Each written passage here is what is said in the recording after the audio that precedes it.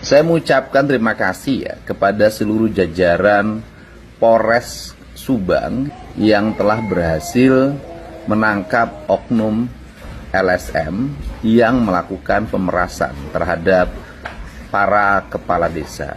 Kepada seluruh para kepala desa, agar tidak menjadi sasaran pemerasan, maka jalan yang terbaik adalah transparan dalam pengelolaan anggaran, tepat guna dan berhasil guna bagi kepentingan masyarakat. Oknum LSM ditangkap Polres Subang karena lakukan pemerasan pada kepala desa, dan ini tanggapan KDM. Diam Pak. Coba, itu namanya Apa taruh dulu, apa taruh. Ini ada uang nih, uang siapa nih? Itu udah dapat kasih dari Bogas kan? Bogas sama Lengkong, Pak. Aksi demonstrasi di kantor Balai Desa Purwasaba, Kecamatan Mandiraja, Kabupaten Banjarnegara, Jawa Tengah berujung ricuh. Kepala Desa Purwasaba, Welas Yuni Nugroho, atau yang akrab disapa Hoho Alkaf, mengaku menjadi korban pengeroyokan oleh puluhan orang usai aksi unjuk rasa pada Selasa 11 Maret 2026. Peristiwa itu terjadi saat Hoho hendak meninggalkan kantor Balai Desa setelah aksi demonstrasi yang diikuti ratusan anggota LSM.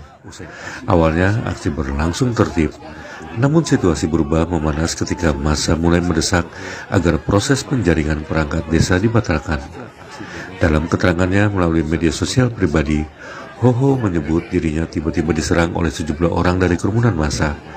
Akibat insiden tersebut, kacamata yang dikenakannya pecah dan pakaian yang ia pakai robek.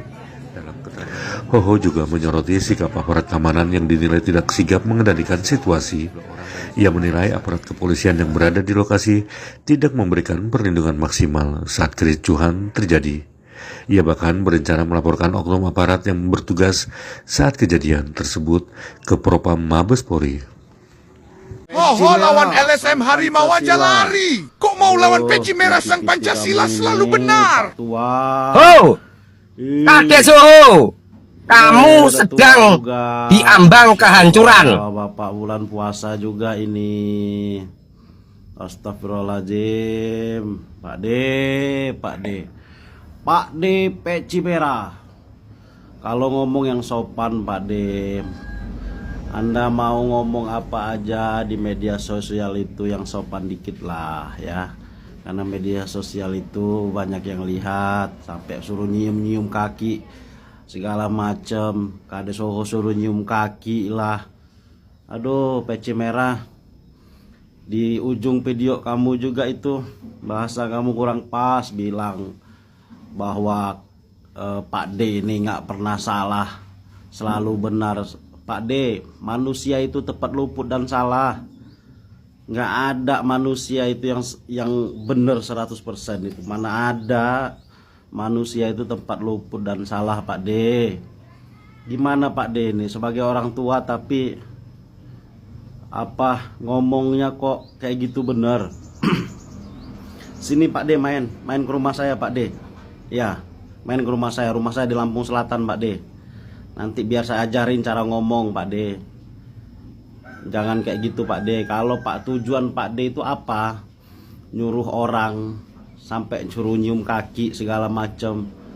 Waduh Pak D, Kades Hoho itu punya ibu. Nah kalau ibunya yang dicium mungkin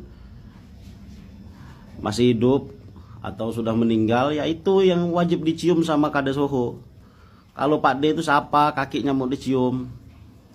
Aduh Pak D, bulan puasa lah mau nyuruh-nyuruh orang emosi Pak D ini. Peci merah selalu benar. Mana ada orang selalu benar. Waduh, perlu ini semestinya pemerintah ambil tindakan orang-orang model Pak D ini. Iya, karena ini sebenarnya sudah membuat video yang provokatif. Dia ya seperti itulah pokoknya. Harusnya pemerintah penegak hukum sudah bertindak terkait peci merah ini. Kalau buat PT dia selalu seperti mencaci maki orang, terus mancing orang itu supaya emosi. Saya terus terang aja kurang simpatik sama Pak D ini, si peci merah ini. Terima kasih, salam persahabatan, salam satu bangsa.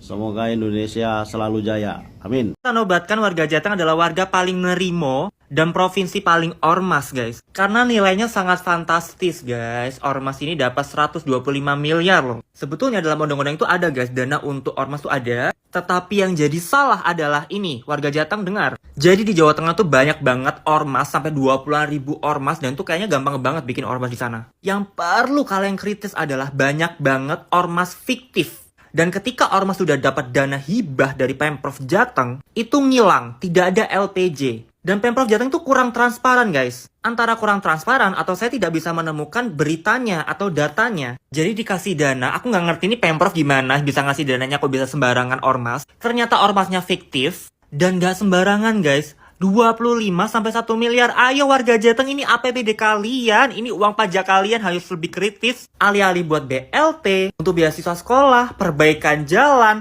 pembangunan. Saya kan tim pembangunan ya. Tapi untuk ormas, nggak apa-apa untuk ormas. Tapi tidak selektif dan banyak yang bodong. Banyak yang tidak kasih feedback atau laporan LPJ. Uang kalian hilang dan aku nggak bisa menemukan beritanya, guys. Apakah Pemprov Jateng menangani secara benar ormas-ormas yang fiktif? Warga Jateng, kalian bersuara dong, ini uang kalian loh. Dan guys, kalian jangan lupa follow gue ya untuk pembahasan politik dan isu-isu viral. Warga Jateng, please speak up. Berita terkini, Pemprov Jateng anggarkan dana hibah sebesar 125 miliar untuk ormas di wilayahnya. Sementara itu, misalkan kalian ingat, Deddy Mulyadi siap jamin keamanan investor dijabar dari gangguan oknum ormas. Gimana menurut pendapat kamu? Ketik di kolom komentar. Sebenarnya kan ini ada plus, ada minusnya gitu kan, tergantung kebijakan masing-masing provinsi. Ada yang pro, ada yang kontra dengan kebijakan dari Pemprov Jateng, ada juga yang pro dan kontra dengan kebijakan dari KDM, Kang Deddy Mulyadi ya. Ketik aja kolom komentar, kita diskusi. Bapak, apa masalahnya sih itu teh yang ramai banget? Oh, kita kan ada kekosongan perangkat desa. Apa yang kosong? Kardus 3-3-nya. Kepala dusun di sana berapa sih upahnya, pendapatannya? 2.100.000. Hampir sama ya? Sama tunjangan 2,5. Di kita berapa kepala dusun? 2. Sama tunjangan. Terus kemudian sama ya? Besar itu 2,5. 2,5 Ya. dengan tunjangan. Nah, kemudian kita penjaringan perangkat desa. seleksi lah ya. Ya, seleksi. Ya. Untuk tahapan-tahapan kita selalu didampingi dan disampaikan. Terus intinya sudah tidak ada yang tertinggal atau keliruan, dan ujian tersebut dilaksanakan. Ada ujian CHP sama ujian praktek. yang daftar berapa orang? 13 Warga Purwasaba semua. Terus udah mulai ada orang-orang yang tidak percaya, kemudian bersurat kemana-mana, bupati, ke camat, agar ujiannya dibatalkan. oh, menganggap proses Curang. seleksinya tidak fair. Ya. Oke.